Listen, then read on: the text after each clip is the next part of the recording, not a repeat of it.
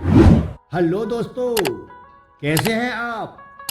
आशा करता हूं कि आप अपने घर पर अपने परिवार के साथ सही होंगे, स्वस्थ होंगे, खुश होंगे, खुशहाल होंगे। साथियों, मेरा नाम है सुनील चौहान और मैं हूं आपका जर्नी एडवाइज़र। साथियों, आज मैं आपके लिए लेकर आया हूं उत्तर प्रदेश राज्य के प्रयागराज जिले में सन 2025 में लगने वाले महाकुंभ के विषय में संपूर्ण जानकारी। तो चलिए वीडियो को शुरू करते हैं। साथियों, सबसे पहले हम बात करते हैं महाकुंभ पर्व के विषय में। एक पौराणिक कथा के अनुसार समुद्र मंथन के समय निकलने वाले अमृत कलश के लिए जब असुर और देवताओं के बीच संघर्ष शुरू हो गया, तब इस संघर्ष के कारण अमृत कलश से अमृत की कुछ बूंदें पृथ्वी के 4 स्थानों पर गिर पड़ी, जिनमें प्रयागराज, उज्जैन, नासिक एवं हरिद्वार प्रमुख स्थान हैं। इसलिए हर 12 साल बाद भारत के इन्हीं 4 स्थानों पर महाकुंभ मेले का आयोजन किया जाता है, जिसमें प्रयागराज महाकुंभ 3 पवित्र नदियों के गंगा, यमुना और अदृश्य सरस्वती के संगम के कारण अति महत्वपूर्ण है। इसलिए प्रयागराज को तीर्थों का राजा प्रयागराज भी कहा जाता है। साथियों, अब हम बात करते हैं प्रयागराज कैसे पहुँचे, ट्रांसपोर्ट के विषय में। तो इसके लिए आपके पास 4 ऑप्शन हैं। नंबर 1, हवाई जहाज के द्वारा। साथियों, प्रयागराज एयरपोर्ट देश के प्रमुख एयरपोर्टों के साथ जुड़ा हुआ है। अगर आप एक बजट ट्रैवलर हैं तो इस ऑप्शन को आप अपने लिए एक्टिव कर सकते हैं। नंबर 2, ट्रेन के द्वारा। साथियों, प्रयागराज रेलवे स्टेशन देश के प्रमुख रेलवे स्टेशनों के साथ जुड़ा हुआ है। अगर आप चाहें तो ट्रांसपोर्ट का यह ऑप्शन महाकुंभ के लिए आपके अनुसार एक बेस्ट ऑप्शन हो सकता है। नंबर 3, सरकारी अथवा प्राइवेट बस के द्वारा। साथियों, प्रयागराज के लिए देश के प्रमुख शहरों से भी बसों का संचालन नियमित रूप से किया जाता है। आप अपने शहर अथवा नज़दीकी शहर से भी बस के द्वारा प्रयागराज आ सकते हैं। नंबर 4, पर्सनल कार या प्राइवेट टैक्सी के द्वारा। साथियों, इस ऑप्शन में आप अपनी सुविधा के अनुसार पर्सनल कार या प्राइवेट टैक्सी किराए पर लेकर भी प्रयागराज के लिए पहुंच सकते हैं और संगम नगरी में स्नान करके अपनी प्राथमिकी दर्ज करा सकते हैं।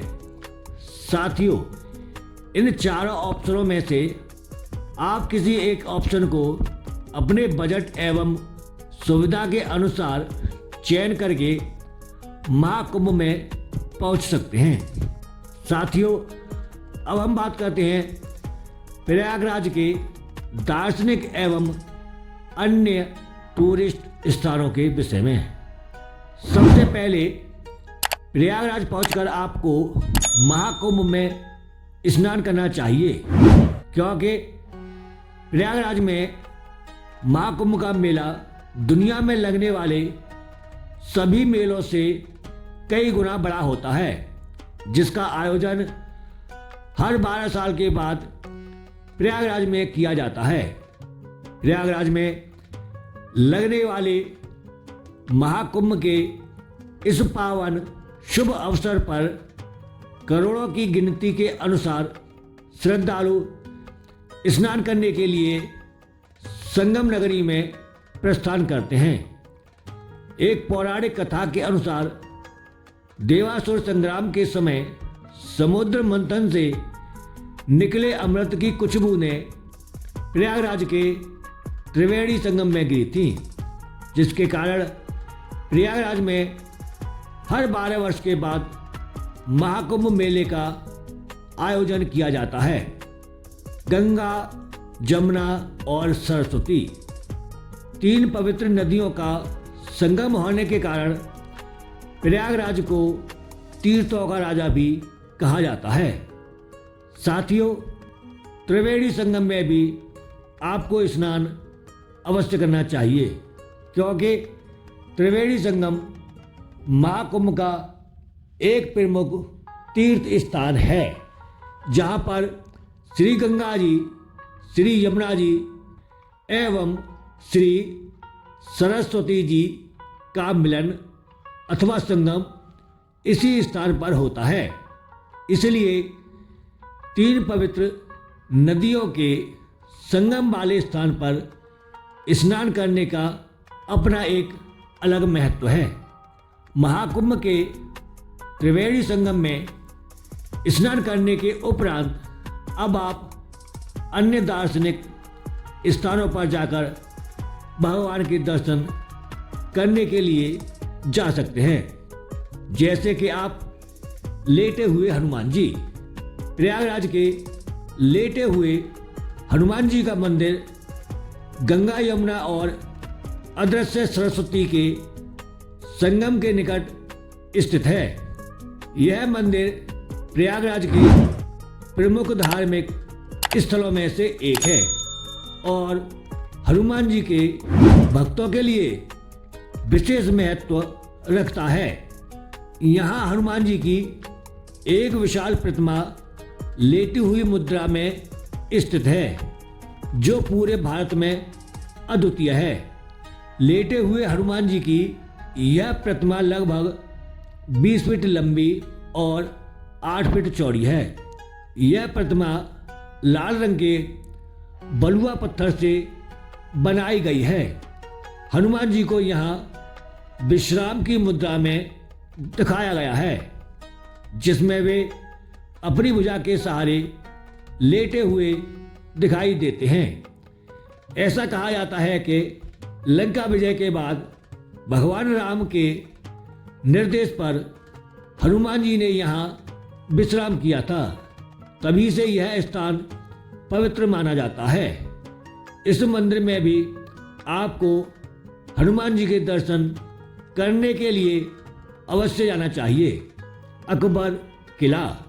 अकबर किले को देखने के लिए भी आप किले के अंदर जा सकते हैं, जो कि महाकुंभ मेला के शुभ अवसर पर ही श्रद्धालुओं को किले के अंदर घूमने की अनुमति मिलती है।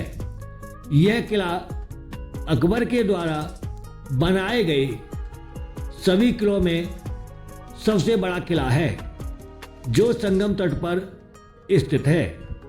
अकबर किले के अंदर ही आप बट वृक्ष के भी दर्शन कर सकते हैं। यह बट वृक्ष कई सदियों पुराना है तथा इसी रूप में कई सदियों से खड़ा है।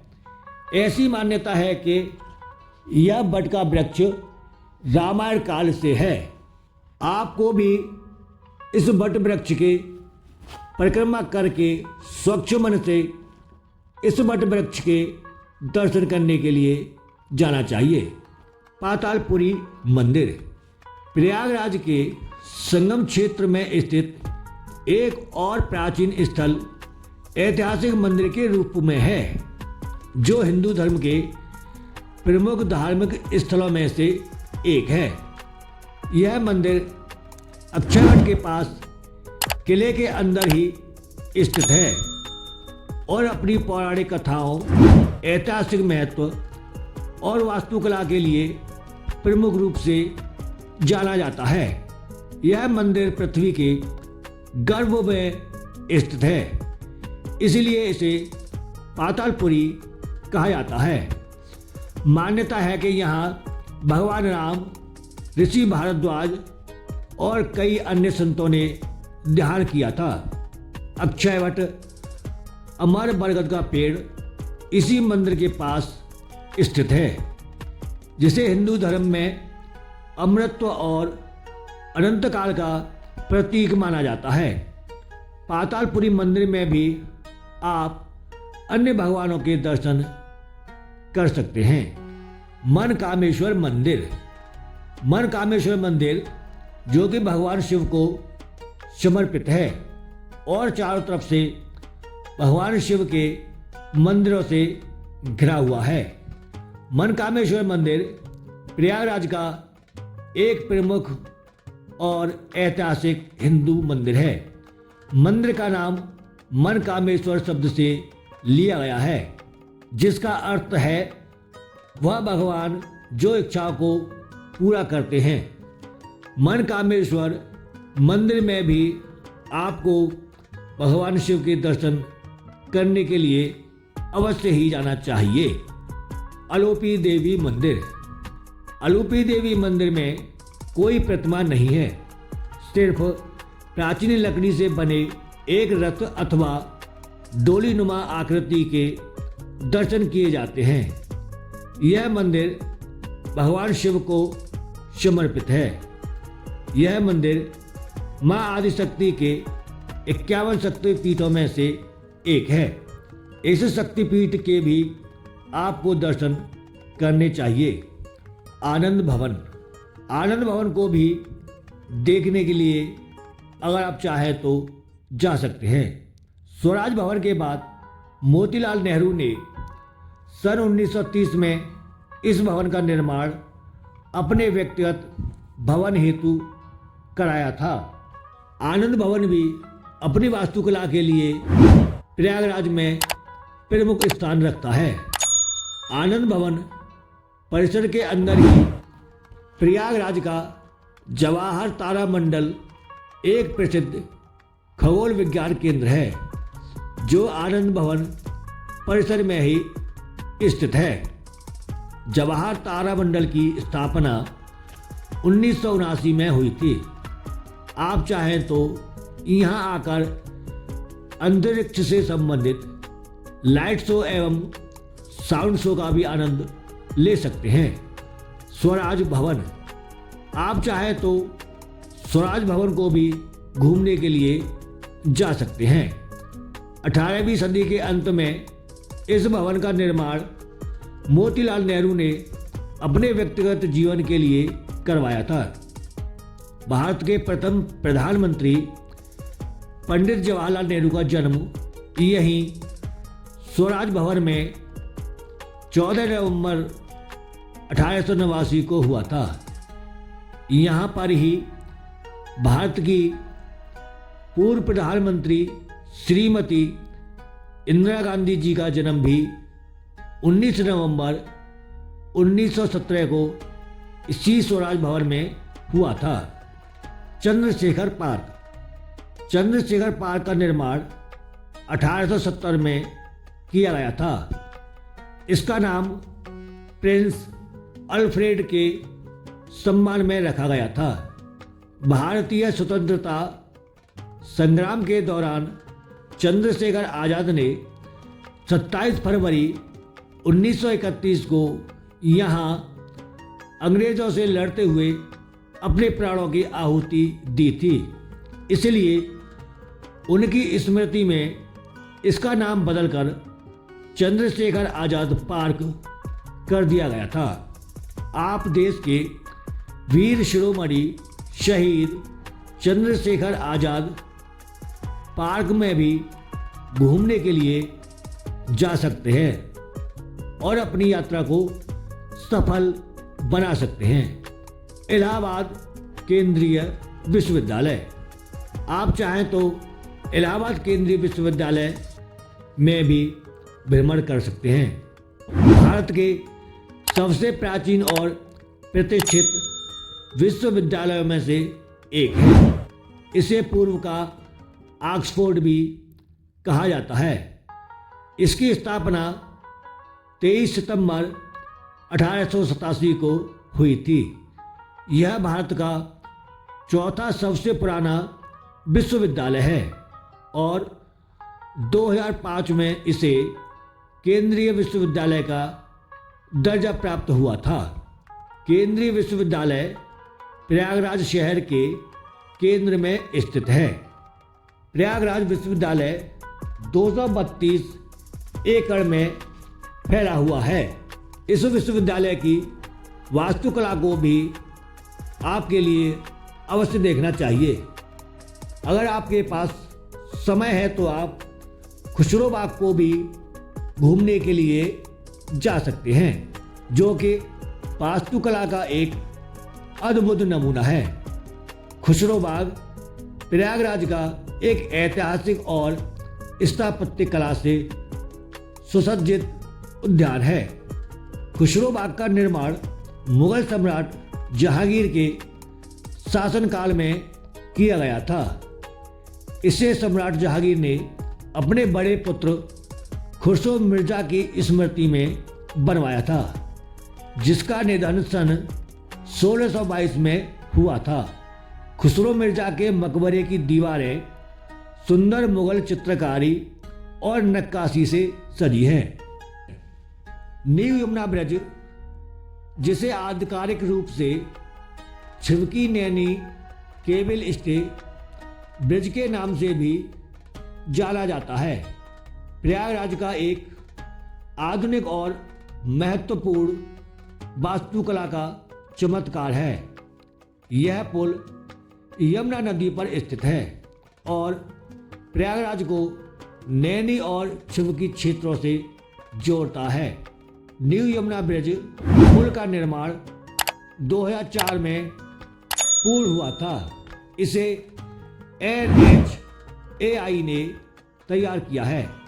इस पुल की कुल लंबाई लगभग 1.5 किलोमीटर है।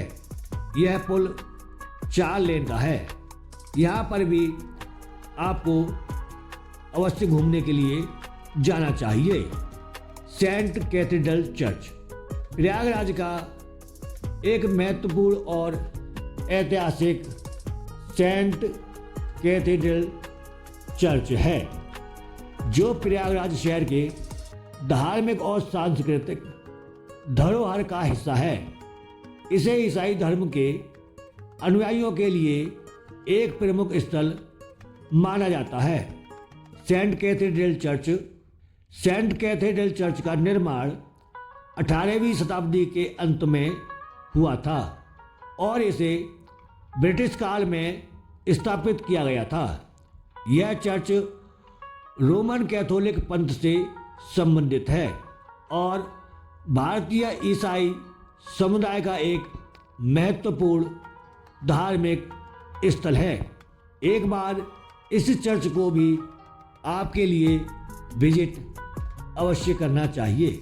साथियों, अपनी सुविधा के अनुसार अन्य स्थानों पर भी आप चाहें तो भ्रमण कर सकते हैं और अपनी यात्रा का आनंद एवं लाभ ले सकते हैं। आप अपनी यात्रा को एक यादगार यात्रा बना सकते हैं।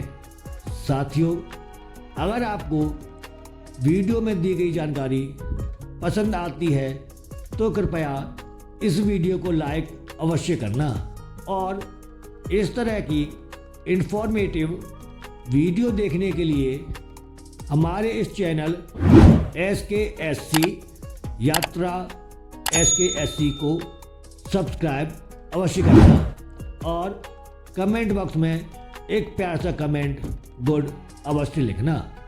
धन्यवाद। नमस्कार। Thanks for watching.